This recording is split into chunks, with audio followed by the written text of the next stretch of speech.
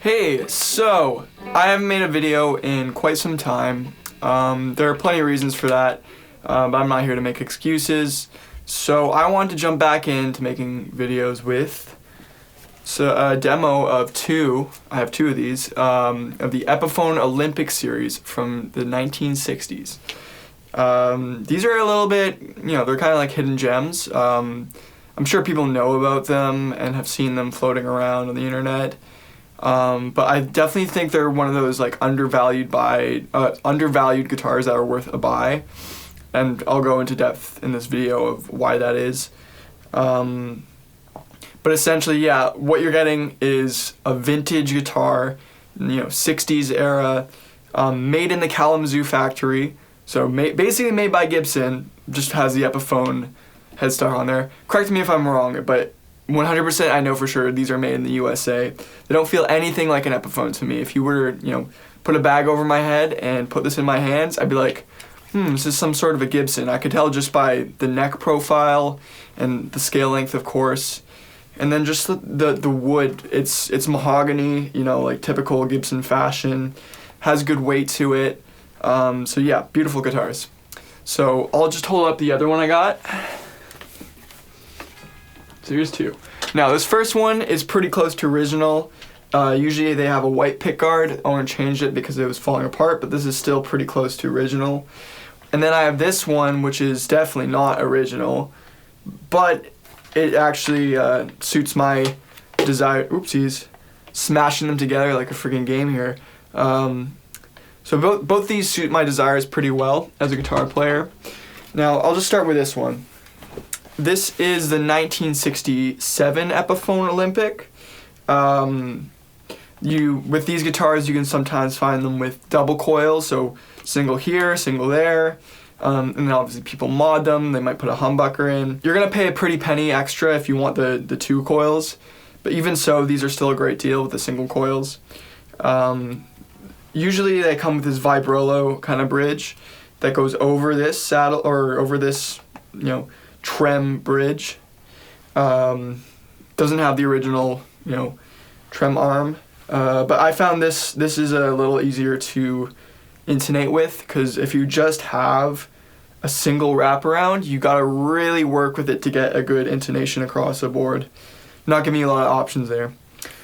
So let's just take a quick listen to how this sounds. I'm plugged into a Vox AC15. We'll go a little bit cleaner first.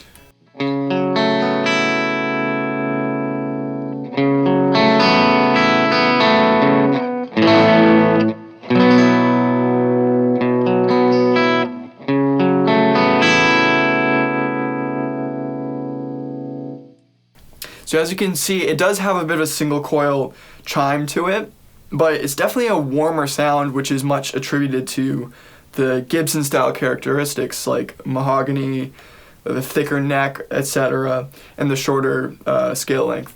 So I would literally say these are, even though it's Gibson style, you might say, these fall right in between, say, like a Telly and a Gibson Junior maybe, because it's single coil, so definitely twangier and not as beefy as a Junior, but has a lot of that warmth, a lot of that punch to it. Let's kick up some gain a bit. So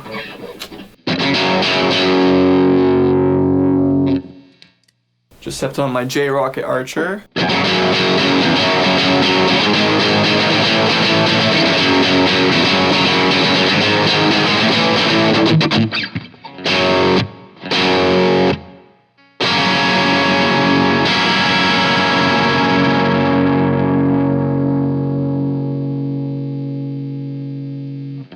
So good sustain, very punchy. Obviously it's not a humbucker, it's not going to give you that raw, kind of almost saturated sound. But I find it works pretty well for the music I do with my band, because we're heading towards a more, not clean, but like lightly driven guitar sound. So it really helps to have that extra little bit of clarity for like chords that use a lot of open notes. So like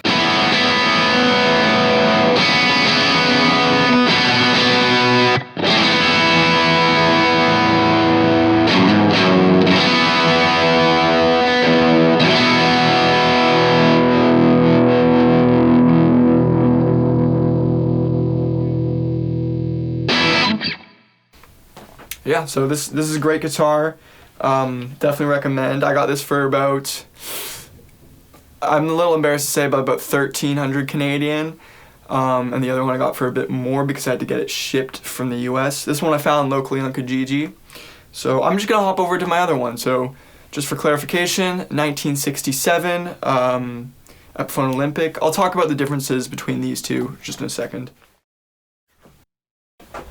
Alright, so we're back. Now, obviously these guitars are quite similar. This one's actually made in '65, so it's a little older. But as you can see, somebody went ahead and they changed the pickguard. I'm pretty sure they repainted it because you don't get the finish checking like you do on that one. But yeah, so I got this one particularly because ironically, this color theme matches my band's upcoming release. So this is kind of like the guitar of the era for that particular one. So I kind of just like felt like I needed to have it. And so it does get more use than the other one, but I'm actually more partial to the other one. And so the differences between these, the pickups, you know, sound pretty much identical. You would have a hard time really telling the difference sonically. It's more of a difference of feel. Now both these guitars have quite a fat neck, like similar to a Junior, as I explained. The other one I showed you, the 67, has a like slightly thinner profile this way, but the actual thickness of the neck is quite baseball batty. Whereas this one's closer to more of a D, where it's a little wider from the fretboard here, but a little thinner on the back. So, and then also weirdly, I recently noticed the carve towards the neck joint is different on the two guitars. This one's basically like a Junior cut where it goes, like an old school Junior cut where it goes flat, whereas that one is a little more tapered and rounded. But yeah.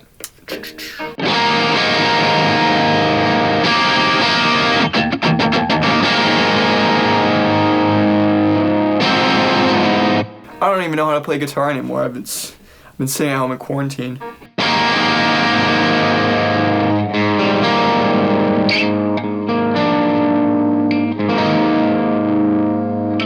So yeah, both of them have good sustain. This one didn't come with the Vibrolo or whatever, and it also came, this is a different bridge, it's probably aftermarket. It does have like the curve in it to actually intonate. And if you'll see here, this is actually my doing. The original pole that you use to adjust the intonation, like you bring the bridge back and forward, was stripped. So I literally had to drill it through and put a new one in with a spring that I can actually use. But not too hard of a fix. The overall build quality of these guitars, like I said, is incredible. It doesn't feel like an Epiphone. If you were to, I mean, literally my friend told me, because he went to a store the other day, like, you know, before the quarantine, and tried out the Wilshire model, which is the most similar resembling one, and he said it felt nothing like these guitars. I mean, it's pretty obviously why, because these are also nitro finish, they're aged well, so they resonate, and the frets, you know, fretboards have been played in. This one's had a fret change, you know, like they've, obviously the ones on the 67 are quite worn in, and they're nearing the end of their life. So at some point, I'm gonna assume this guitar got all this modification done in the 80s, because I still do see some checking on the pickguard, which means it's probably about 30 years old, if not more. And this looks like a kind of 80s thing to do. I wouldn't really imagine anybody in the 90s wanting to go all sparkly. So did that probably in the 80s. Along with that, I'm gonna assume that's when they also changed the frets. Tuners on these guitars are the biggest weak point, I would say. They're not like amazing. They'll hold tuning, and this actually holds tuning really great, so don't get me wrong on that. The problem is when you actually have to adjust, they do have a bit of like a jump and a skip to them, because they're, you know, 60 years old at this point almost. So if you got one of these and you don't want to keep it, you know, original for the resellability, I would definitely recommend modifying it and just putting some better tuners in, and that'll be it. So with this guitar, I'm considering doing that because it's obviously not original, and if I want to get the best use out of it, I can. I'm going to put some new tuners in it, and it'll be super stable. Last thing I'll talk about before I just do a little more playing is just the weight and balance. surprisingly, the 67, even though it has the Vibrolo chunky bridge on there, you can feel the body itself is a lot heavier than this one. This one only weighs about 4.5 or 5 pounds, incredibly light. So it does have a bit of a neck dive, whereas the other just absolutely doesn't. And you can't solve that by, say, stuffing the cavity with like weights, because this doesn't even have a cavity really. It's like tiny. It's literally like this big. So there's literally nothing here. Like, I opened it up, but you know, it's not horrible. I think I did still, yeah, I shoved just as much as I could in this tiny cavity. But yeah, it plays great. This is definitely like a worthwhile purchase in my mind. So same thing. These were about 1,400 Canadian each, 13, 14, give or take. You could probably find them cheaper, but be careful that, you know, frets aren't like worn to shit, and then like you gotta make sure the neck's straight. You gotta make sure that it's not just there's been no breaks or anything like that. So this one holding up great, sounding great.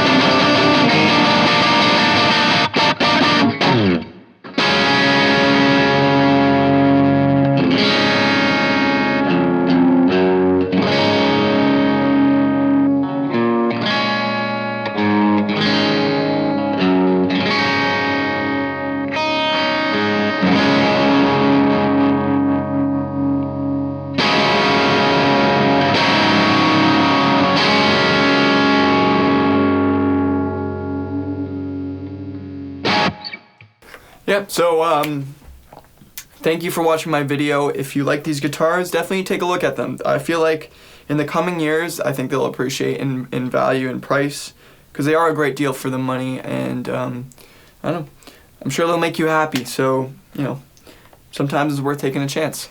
Alright guys, stay tuned. I'll have a few more videos coming for you guys in the near future, depending on how busy I am, but if you've been checking out my previous videos, thank you very much. Sorry to keep you waiting, and have a great day. See ya.